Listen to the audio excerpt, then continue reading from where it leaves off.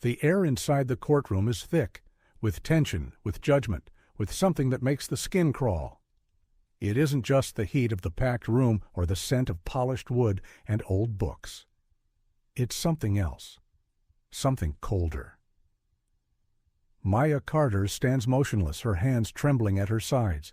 Her breath is shallow, her heartbeat deafening in her ears. She hears the judge, but it feels like she's underwater, drowning in every unspoken rule this town has ever forced on her. This court finds the defendant. Time slows. In the back of the room, Elijah grips the edge of a wooden bench, his small fingers digging into the splintered surface. His chest rises and falls rapidly, his 10-year-old mind barely able to comprehend what is happening. Guilty. The word slams into Maya like a sledgehammer to the ribs. Elijah screams. "Mommy, no!" His voice cuts through the air like a knife. He tries to push past the arms restraining him, his grandmother's, his aunt's, but they hold him back. The gavel crashes down. The room erupts, gasps, murmurs, smirks. The white townspeople exchange satisfied glances, while the few black attendees lower their heads, afraid to react, afraid to be the next target. Maya's hands stiffen into fists, but it's useless. The bailiff is already moving toward her. The cold touch of metal grazes her wrists before snapping shut. Cuffed. As she turns, her eyes meet Elijah's. Her baby. Her son. The one thing they can't take from her, except they already are. "Mama!" Elijah thrashes, his small frame shaking against the arms holding him back. Tears stream down his face. His voice cracks. Maya clenches her jaw. No tears. Not now. The officers grab her arms. She doesn't resist. She won't give them that satisfaction. But her face says everything. Shock, grief, rage, and somewhere beneath it all, defiance. They think they've won. They think this is the end. They have no idea what's coming. 3 years earlier. The late afternoon sun casts a golden glow over Magnolia Springs, but the beauty is deceiving. The town looks picturesque. White picket fences, oak trees swaying gently, kids playing on front porches, but underneath, it's suffocating. There were rules in Magnolia Springs. Not written, not spoken outright, but everyone knew them. Black folks could work here. They could serve coffee, clean houses, teach at the underfunded school across the tracks. But they could never belong here. And yet, Maya Carter and her husband Daniel dared to do the unthinkable. They bought a house in a whites-only neighborhood. Maya stands on the porch, gripping the railing. Their new home, modest but strong, sits in the heart of a neighborhood that wasn't meant for people like them. The first warning had been subtle, a note, burned at the edges, stuffed in their mailbox. Get out before it's too late. Then came the slurs, painted in dripping red letters across their front door. Maya scrubbed them off with shaking hands, lips pressed together in silent fury. She wouldn't give them the reaction they wanted. Then the brick. It came crashing through their window at midnight, shattering glass, sending shards flying across the living room. Daniel grabbed the shotgun. Maya grabbed Elijah, pressing his little body against hers as he sobbed into her chest. The darkness outside felt alive, watching, waiting. Daniel's voice was low, urgent. "Maya, they're not just trying to scare us. They want us gone." Maya held Elijah tighter, her heartbeat hammering in her ears. "If I back down," she whispered, "they win." Daniel exhaled sharply, rubbing a hand down his face. "They don't just scare people like us, Maya." He looked at her then, eyes filled with something between fear and exhaustion. "They erase us." Maya knew he was right. But leaving? That wasn't an option. She had fought her whole life to be more than what this town expected her to be. She wasn't about to stop now. Midnight. Maya Carter sat in the dim glow of her living room lamp, a school textbook open in her lap. The house was finally quiet, Elijah fast asleep, Daniel working the late shift. Then a thunderous bang on the front door. Her spine stiffened. Another threat? Another brick? But no, this was different. The banging didn't stop. It grew louder, angrier. She rose, heart pounding, and peeked through the curtains. Some in uniform, sheriff's deputies, but most weren't. They were just white men with shotguns, rifles, and cruel smiles. Maya swallowed hard, forcing herself to stand tall. Then the front door burst open. Before Maya could protest, rough hands grabbed her arms, yanking her forward. No warrant, she gritted out. No charges? The town sheriff, a grizzled man with a smirk hidden beneath his thick mustache, stepped forward slowly, almost amused. "You're under arrest," he said lazily. "For what?" The smirk widened. "Violating a segregation ordinance." Maya's stomach dropped. "That law hasn't been enforced in—" "Well, we're enforcing it now," the sheriff cut her off. "You don't belong here, Carter. You never did." Maya jerked against their grip, but they held her tight. Upstairs, Elijah's voice cut through the night. "Mommy? Mommy?" The sound made Maya's knees buckle, but the men didn't care. Elijah came running down in his pajamas, eyes wide with terror. "Don't take my mama, please!" One of the white men snorted. "This little one sure got a mouth on him." Maya's blood ran cold. "Don't touch my son!" The sheriff chuckled. "Ain't nobody touching him, but you're coming with us." She locked eyes with Elijah, who was now screaming, kicking, sobbing. "Mommy, don't go!" She wanted to fight, wanted to claw and scratch and make them pay. But she knew how this town worked. They were waiting for her to resist, to give them an excuse. So she did the only thing she could. She let them take her. As they dragged her outside, white neighbors stood on their porches, watching. Some smirked, others remained silent. Not a single one spoke up. The last thing Maya saw before the police car doors slammed shut was Elijah, alone on the porch, his little hands clutching the doorframe, screaming for her. Then darkness. A courtroom packed with people who had already made up their minds. Maya Carter stood, her wrists cuffed, her face blank, but her eyes burning with defiance. She wasn't on trial for a crime. She was on trial for daring to exist. For weeks her case was toxic. Every defense attorney in town refused to take it. Defend a black woman against an old segregation law? Commit career suicide? No thanks. Even black lawyers in neighboring cities feared retaliation. She was alone. Until one man stepped forward, young, white, idealistic, and reckless enough to take the case. "You do realize," Maya told him, "this could ruin you?" His sharp blue eyes didn't waver. "This isn't justice," he said simply, "and I don't like bullies." Maya sat beside Daniel, staring straight ahead as the prosecutor, a smug, balding man with too much confidence, stood before the jury.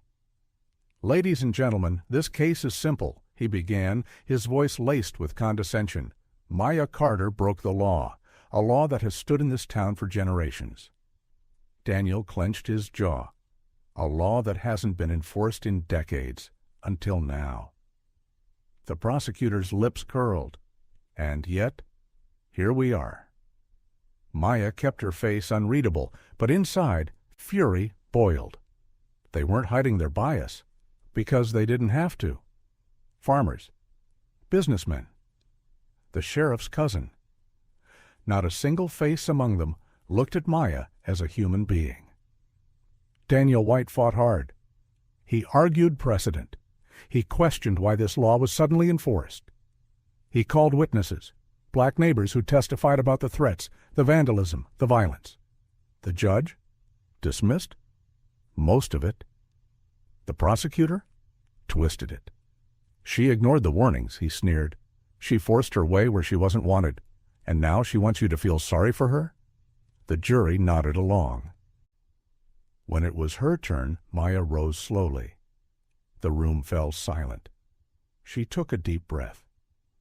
"I am not on trial for breaking a law," she said, voice strong. "I am on trial for daring to believe I was free." A murmur rippled through the crowd. The judge banged his gavel. "Stay on topic, Mrs. Carter." Maya didn't flinch. "I have worked, paid taxes, taught your children. I have lived by every rule, and yet, when I tried to own a home, you sent men in the night to destroy me." She turned to the jury. Some wouldn't meet her eyes. "I ask you, what exactly is my crime?" Then, mocking laughter from the prosecutor. He clapped slowly. "A fine speech. But let's be clear, this is a legal matter, not a tragedy. Mrs. Carter, do you deny that you violated the segregation law?" Maya hesitated. If she said yes, she'd be admitting guilt. If she said no, they'd call her a liar. She met his gaze. "I deny that this law should exist." Gasps, whispers, outrage. The judge's eyes darkened. Maya already knew. This verdict was never about evidence. It was about reminding her where she belonged. The mob waited. Hundreds of white townspeople, holding signs, chanting, "Lock her up! Burn her house! This town ain't for her kind." Inside, Daniel White leaned close. "They fear you," he murmured, "because you won't break." Maya exhaled slowly. "Then let them be afraid." The gavel had barely slammed down before the town erupted into a twisted kind of celebration. Maya Carter was found guilty. But they weren't done punishing her. It started with a smell. Maya lay awake in the small house she and Daniel had fought so hard for, holding Elijah close. Then shouting, glass shattering, and that unmistakable stomach-churning scent of smoke. She bolted upright. The house was on fire. "Elijah, run!" The front door was blocked, flames licking up the walls, thick smoke curling around them. Maya yanked Elijah's tiny hand and sprinted toward the back, coughing, stumbling. "Daniel!" she screamed. But he wasn't behind her. He was running back inside. "No, Daniel!" But he was already gone. The flames glowed in the eyes of the people standing outside. Their neighbors, their enemies, watching, laughing. And Daniel? He was inside, risking everything for one thing. The documents. Land ownership papers, the lawsuit evidence, everything proving Maya's case had been a setup. If they lost those, they lost everything. So he ran back and never came out. By the time the flames died, Maya stood in the dirt, barefoot, Elijah clutching her dress, both covered in soot. And the town? They cheered. They actually celebrated Daniel's death. "Guess he finally learned where he belonged," someone sneered. Maya's hands clenched into fists. Her vision blurred, not with tears, but with something sharper. Rage. Cold. Unforgiving. Unstoppable. They think they won. She lifted her chin, voice steady. "They don't know what I'm about to do." The fire had taken her home. The town had taken her husband. The system had stolen her freedom. But they hadn't broken her.